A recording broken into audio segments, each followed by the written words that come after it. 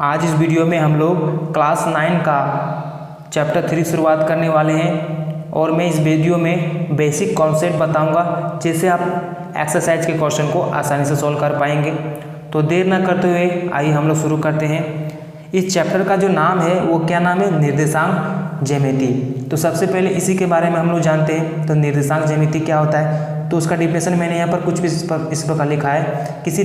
किसी तल में एक बिंदु की स्थिति का निर्धारण का मतलब होता है पता लगाने के लिए दो अक्षों के खींची गई रेखाओं से निरूपित किया जाता है, जिसे निर्देशांक ज्यामिति कहते हैं। आपको यहाँ पर समझ में नहीं आएगा इसका डिफिनेशन क्या कर रहा है, मैं आपको यहाँ पर समझाता हूँ। देखिए यहाँ पर मान लेते हैं क्या कि ये जो बिंदु है यहाँ पर इसका स्थिति का निर्धारण करने के लिए ना आपको दो अक्ष की आवश्यकता होती है। एक अक्ष से हम उस बिंदु की स्थिति जो है ना वो करेक्ट नहीं बता सकते, हमें दो अक्ष की आवश्यकता होती है। तो यही दो अक्ष और इस बिंदु की स्थिति का पता लगाने के लिए इसी को क्या कहते हैं? निर्देशांक ज्यामिति कहते हैं। आई होप कि जो मैंने निर्देशांक ज्यामिति का यहाँ पर डिफिनेशन लिखा है आपको समझ में आ गया होगा। सिर्फ समझना है ना, एग्जाम में सब कुछ पूछेगा नहीं, ठीक है। चलिए आइए आगे समझते हैं। अब यहाँ पर लिखा हुआ है निर्देशांक। तो निर्देशांक किसको कहेंगे? तो हम लोग तो जानेंगे कि इस बिंदु की स्थिति के लिए हमें दो अक्ष की आवश्यकता होती है। अब निर्देशांक क्या होता है? देखिए यहाँ पर लिखा हुआ है जिन अक्षों के जोड़ों से उस बिंदु की स्थिति निर्धारण किया जाता है वे दो बिंदु क्या कहलाते हैं? निर्देशांक कहलाते हैं, है ना। मान लेते हैं ये जो बिंदु है वो दो अक्ष के खींची गई रेखाओं से हम लोग क्या करते हैं? निरूपित करते हैं, पता करते हैं। तो ये दो अक्ष का जो मान लेंगे हम लोग, है ना, जैसे कि यहाँ पर मैंने कुछ इस प्रकार लिखा है 2-3, यही क्या कहलाएगा? निर्देशांक कहलाएगा। तो यहाँ का जो पहला मान है 2 वो इस अक्ष का होगा, ठीक है। इसको हम लोग बोलते हैं एक्स अक्ष। और यहाँ पर 3 जो है इसका मान है वाई अक्ष का। किसका मान है?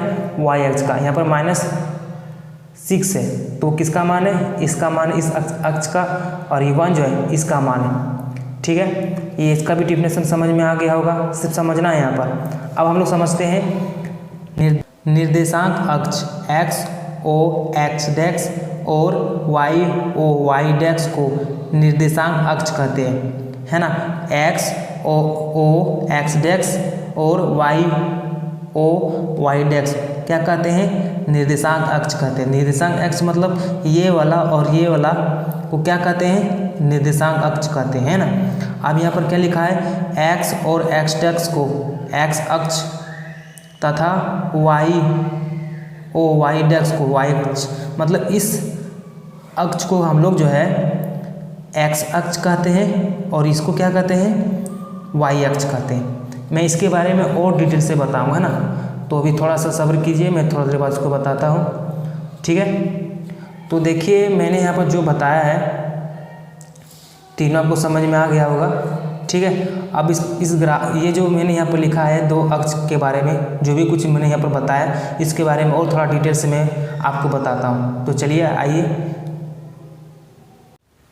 तो चलिए दोनों अक्ष के बारे में और विस्तार से जानते हैं। जब दोनों अक्ष जहाँ पर प्रतिच्छेद होती है उसे मूल बिंदु कहा जाता है और इसे ओ से निरूपित किया जाता है। आप यहाँ पर सोई हुई अक्ष को जो देख रहे हैं इसे क्षैतिज या फिर एक्स अक्ष बोला जाता है। इस साइड में क्या होता है? एक्स लिखा जाता है और इस साइड में एक्स डैक्स। एक्स साइड वाला मतलब इस साइड में हमेशा क्या होता है? मान पॉजिटिव में लिखा जाता है। देख रहे हैं 1 2 3 4 5। इस साइड में क्या होता है? माइनस में लिखा जाता है। देखिए क्या लिखा हुआ है? -1 -2 -3 -4 -5 -6, है ना। अब ये जो रेखा है, ये जो खड़ी हुई रेखा, इसको हम लोग बोलते हैं ऊर्ध्वाधर या फिर वाई अक्ष बोला जाता है। इस साइड में क्या होता है? वाई होता है और यहाँ पर वाई डैक्स होता है। मैंने यहाँ पर ठीक से वाई डैक्स को थोड़ा ज़्यादा ही ऊपर में डैक्स दे दिया है। इस प्रकार देना है, क्या करना है? वाई लिख के वाई डैक्स इस प्रकार यहाँ पर देना है ना। तो इस साइड में क्या होता है? मान जो है वो पॉजिटिव में होता है और इधर मान क्या होता है? नेगेटिव में होता है ना, ठीक है। तो और हम लोग जानते हैं इसके बारे में और क्या क्या है इसमें। देखिए जब दो अक्ष इस प्रकार प्रतिच्छेद होती है तो क्या होता है कि 4 चतुर्थांश में बढ़ता है। तो पहला चतुर्थांश क्या होता है, ये होता है, दूसरा ये होता है, ये तीसरा होता है, ये चौथा होता है। यदि बिंदु की स्थिति यहाँ पर कहीं पर भी हो तो वो जो है पहला चतुर्थांश में होगा। मान लेते कि बिंदु की स्थिति यहाँ पर कहीं पर भी हो तो क्या हो, दूसरा चतुर्थांश में होगा।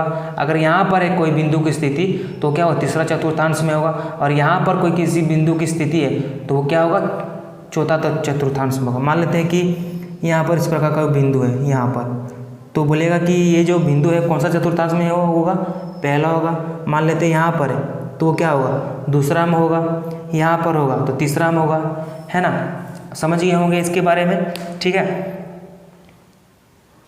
अब देखिए, अब जो है बिंदु की स्थिति यहाँ पर है तो उस कंडीशन पर x अक्ष पर और y अक्ष पर मान क्या होगा, क्या होगा मान, x अक्ष पर प्लस होगा, y अक्ष पर भी क्या होगा, प्लस में होगा, है ना।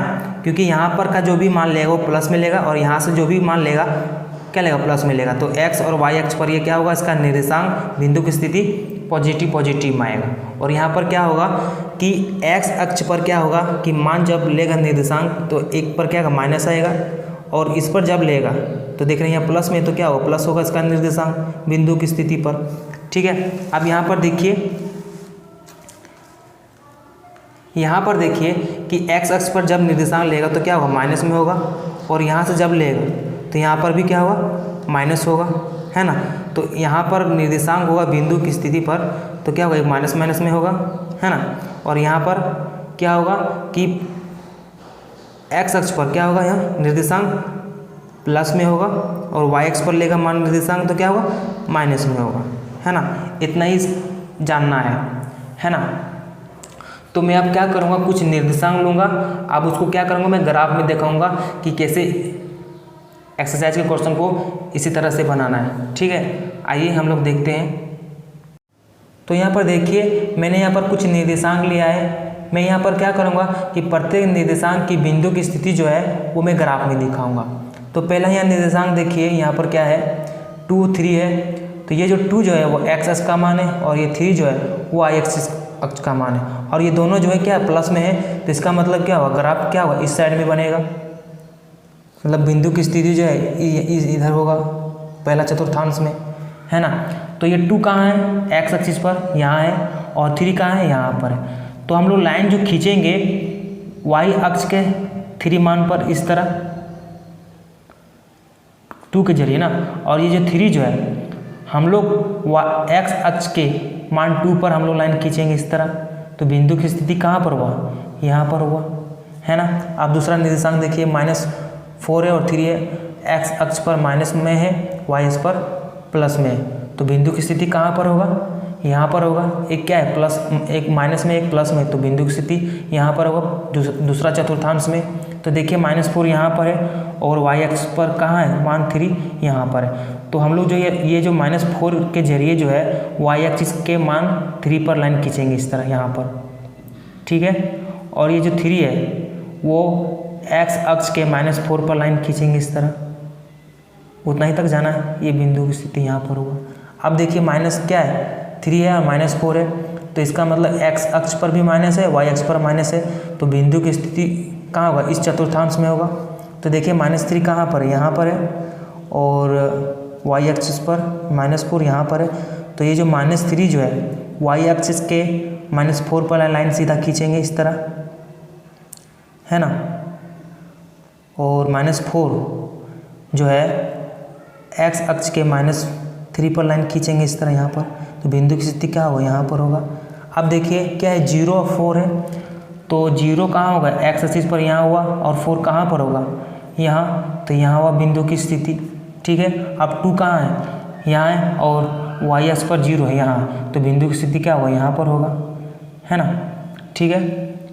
और मैं क्या करता हूँ कि इस सब का निर्देशांक यहाँ पर लिख देता हूँ। पहला का क्या होगा, यहाँ पर होगा, ठीक है। दूसरा का यहाँ होगा, है ना। तीसरा का यहाँ होगा, और चौथा का यहाँ होगा 0-4, पाँचवा का यहाँ होगा 2-0, ठीक है।